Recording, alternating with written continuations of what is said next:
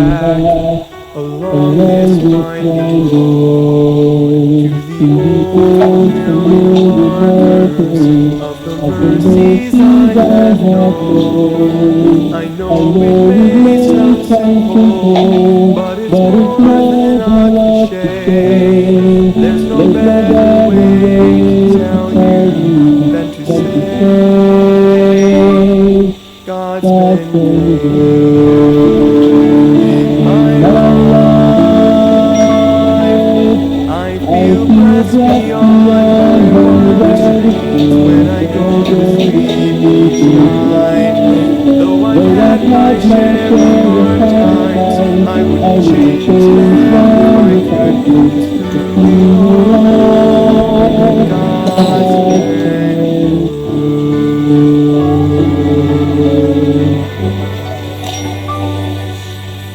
times plague, I can see that I've cried some bitter tears, but I felt His arms around me as I faced my greatest fears.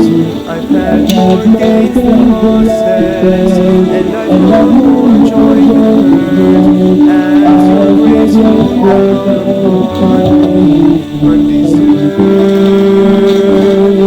For God. Okay, magandang gabi po sa bawat isa sa atin. Muli po tayong magla-live para po sa ating Our Daily Words of Encouragement sa araw na ito ng June 12, holiday po, Independence Day ng ating pong bansa. Okay, tayo po ay magkakaroon po ng ating Our Daily Words of Encouragement. Tayo po muna yung manalangin, dakilang Ama, Diyos naming makanal. Salamat muli sa gabi nito na pwede kayong mag-live, makinig at mag-aral ng inyong salita. Sa lahat po ng nakikinig, sama sila bako naroon, abutin niyo pong kanilang pangangailangang spiritual. And this program is intended to encourage one another to continue to do that which is right. Kayo po ang manguna sa aming pag-aaral. Patawad din po sa lahat ng kasalang pagkukulang. Thank you rin po sa pag-iingat hanggang sa oras po na ito. Ito pong aking dalangin sa pangalan po ng Panginoong Hesus. Amen. Ito po yung part 2 ng ating pinag-aralan noong nakaraang araw. Hindi ko pa po pala na itutuloy. Short lang po yung video natin noon dahil marami pong marami pong yung lumilipad-lipad ng mga so kaya naputol po. Ngayon, itutuloy po natin. Luke chapter 17 po, or 10 verse 17 hanggang 20. The Bible says here, "And the 70 return again with joy, saying, Lord, even the devils are subject unto us through thy name. And he said unto them, I beheld Satan as lightning fall from heaven. Behold, I give unto you power to tread on serpents and scorpions, and over all the power of the enemy, and nothing shall by any means hurt you. Notwithstanding in this, rejoice not that the spirits are subject unto you, but rather rejoice because your names are written in heaven." Alright, so yung 70 po na ito ay they return with joy.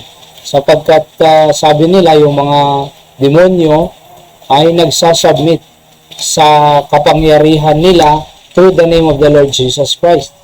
They are so proud of that. Pero sabi ng Panginoon sa kanila, huwag, diba? Tignan po natin. Yung joy po dyan, tsara sa Greek word, gladness ang ibig sabihin.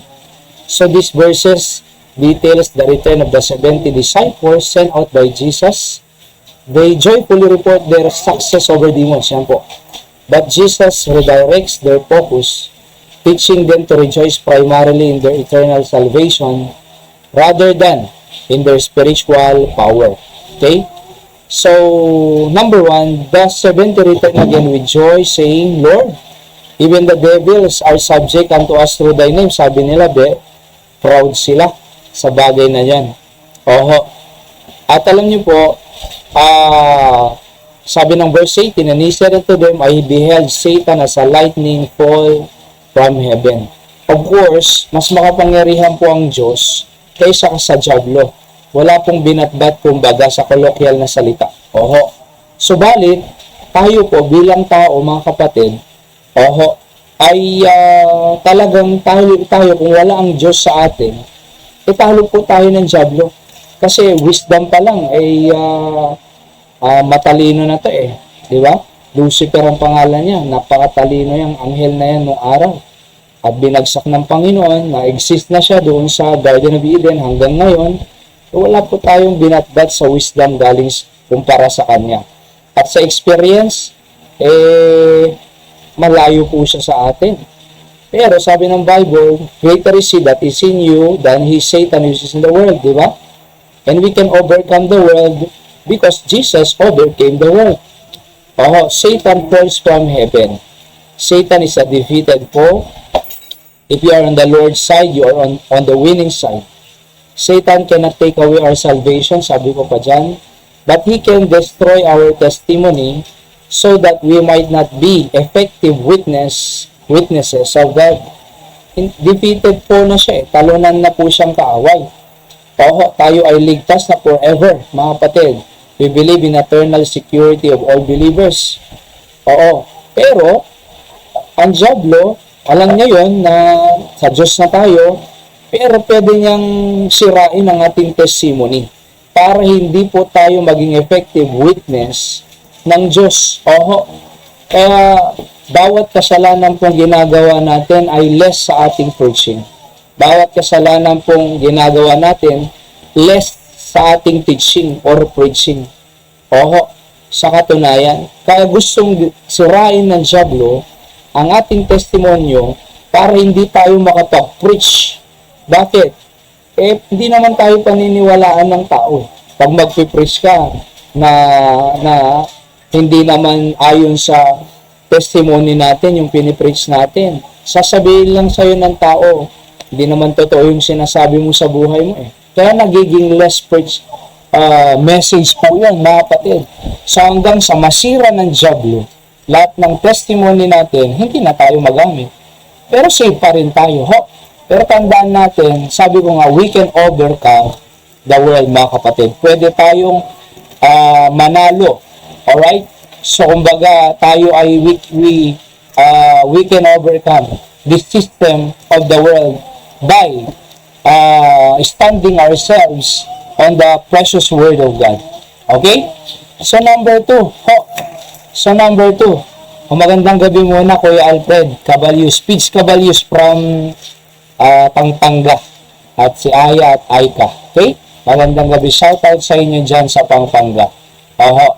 And happy birthday din kay Aya. Okay? So number 2 po tayo. Jesus said, I give unto you power to tread on serpents and scorpions, and over all the power of the enemy, and nothing shall by any means hurt you. Sabi ng Panginoon. Napakagandang statement po yan ng ating Panginoon. Though, tayo ay nasa realm dito sa mundo, maraming kasalanan, maraming serpents, maraming scorpions, traitor, pero sabi ng Panginoon, ako ang bahala sa inyo, I give you all the power, sabi niya, para hindi, and nothing shall by any means hurt you. So letter A, sabi ko dito, God gave us power over our enemy. Verse 19. So yun nga po ang sabi ko kanina eh. Bagamat ang diablo ay makapangyarihan po yan, pero kung nasa atin ang kapangyarihan ng Diyos, nasa atin ang salita ng Diyos, walang panama ang diablo po sa atin, mga kapatid.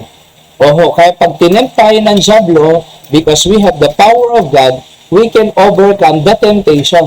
If we yield to the temptation, malalaglag po tayo sa kasalanan. Panalo ang diablo. Pero pag ginamit natin yung power ng salita ng Diyos to overcome the enemy, panalo po tayo. Yielding to the temptation of the devil, we are loser. Pero applying the word of God over the enemy, the temptation of the enemy, panalo. Kaya dapat piliin po natin lagi ang pakapangyarihan ng salita ng Diyos, mga kapatid. So letter B, we can overcome our enemy. Tingnan niyo po, napakagandang 1 John 4:4 dito. Sabi ng Bible, ye are of God, little children, magandang encouragement po ito, and have overcome them, because greater is He that is in you. Yun ang sinasabi ko eh. Sino yung greater is He? The Lord Jesus Christ. That is in you. Tinanggap mo, di ba? bilang Panginoon tagapagligtas. That He, sino yung isa na yan? Satan, that is in the world. So, mas greater ang Diyos. That's why I said, we can overcome our enemy. Revelation 17:14, the Bible says, "This shall make war with the Lamb, and the Lamb shall overcome them. For He is the Lord of lords, the King of kings, and they that are with Him are called and chosen and faithful." Diba? We can overcome them. Oho, kaya nga po, pinakamaganda mga kapatid, nasa atin ang Panginoon, dala-dala natin ang Kanyang salita, so that this word can help us overcome our enemy. Because greater is He that is in you. Malakas ang temptation ng dyablo. Malakas ang kanyang atake. Pero, hindi naman tayo mag-yield dyan eh. Pipiliin natin ang salita ng Diyos para tayo po ay laging panalo sa laban na buhay na ito. Kahit yung mga anak po natin, ipaglaban po natin sila sa dyablo. O, wag mong i-give up yung anak mo sa dyablo.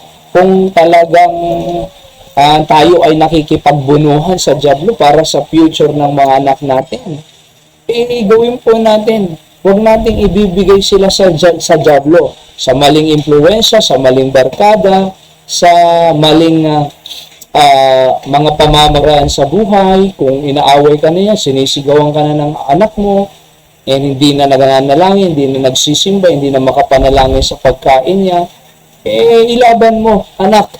Dapat meron kang lakas ng Diyos. Ito gawin mo. So we can overcome our enemy.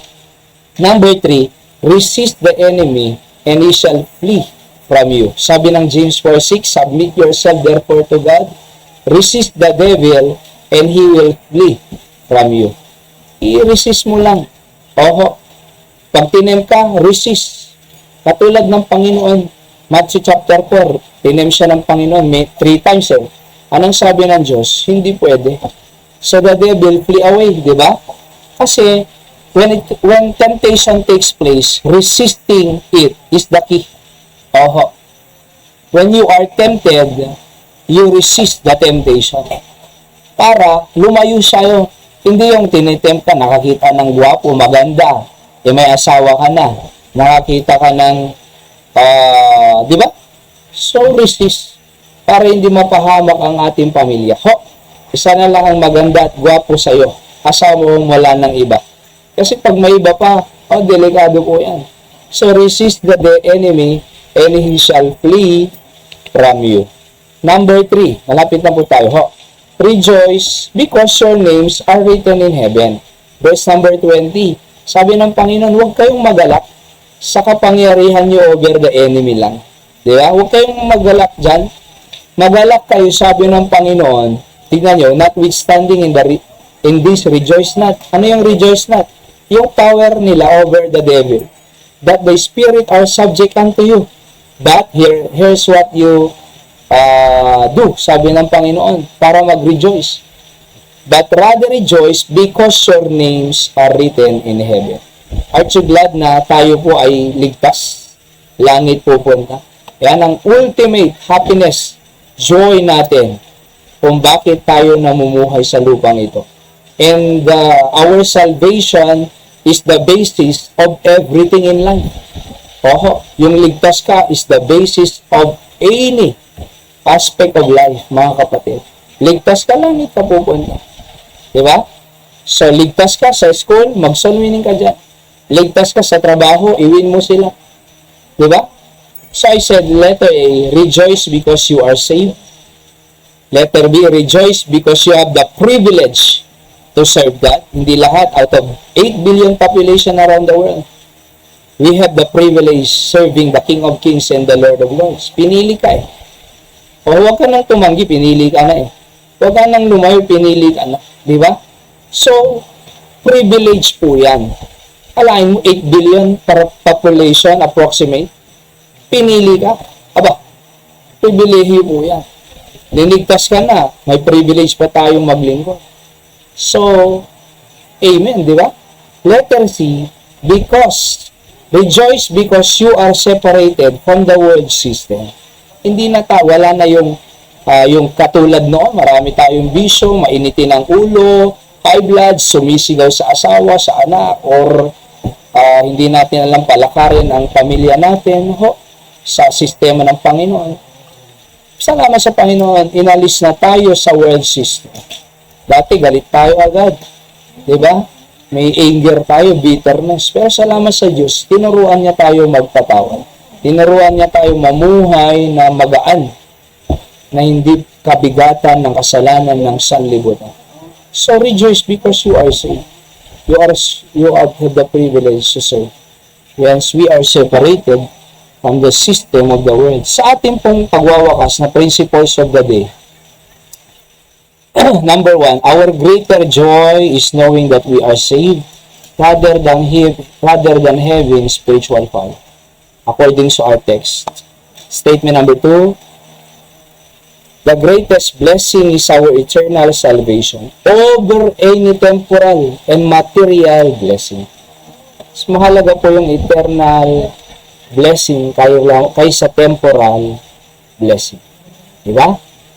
Sila may napakarami nilang ari-arian sa sanlibutan. Pero hindi sila ligtas. Ano ani nila yun? Tayo, sakto lang. Pero, buhay pa tayo. At may katiyakan pa ng langit. So rejoice, mga kapatid. Yan po ang ating Bible, our daily words of encouragement for tonight. Let's pray. Dakilang Ama, Diyos namin banal, salamat sa inyong salita. Pagpalain niyo po ito sa aming buhay, manatili ang encouragement ng inyong salita. Thank you for our salvation. Our name is written in heaven, and that's the greatest in our lives. Thank you for the privilege of serving you, the King of Kings, Lord of Lords, and help us to continually serve you until you comes back. Salamat po. Bless po lahat ng nakikinig, sa buong ng kanilang pamilya. Ito pong aking dalangin sa pangalan ng aming Panginoong Jesus. Amen. Muli magandang gabi sa lahat ng nakikinig. Kuya Alfred dyan sa Panga. At Aika at Aya, happy birthday. God bless you. And ganun din sa, andito pa sila, Daddy Albert at Mami Helen. So, uwi sila bukas. Okay? Let's pray for their safety. Ganun din sa mga nakikinig dyan sa Abra at sa Batak, sa Pangasinan, Bulacan, South Korea, sa Saudi, Singapore, sa ibang part ng Amerika. So, library pray. God bless you all. And I love you all. See you po on the next episode of our Daily Words of Encouragement. By the way po, yung mga taga-Candon na nakikinig po, ang ating service po ng Sunday, supposed to be Sunday, pero Sabado po 1 p.m. Kasi po Sunday, in-invite po akong guest speaker sa isang church anniversary sa Paway, Ohana Baptist Church, Paway. Okay, kaya instead na Sunday po, ay Sabado po, 1 p.m. Okay? Sapagkat ako po ay pupunta ng doon. Anyway, yung link po nila, isi-send ko rin po sa GC. Okay? Para makapanood pa rin po. Okay, God bless you po. And see you po tomorrow sa ating panambahan. And God bless you all.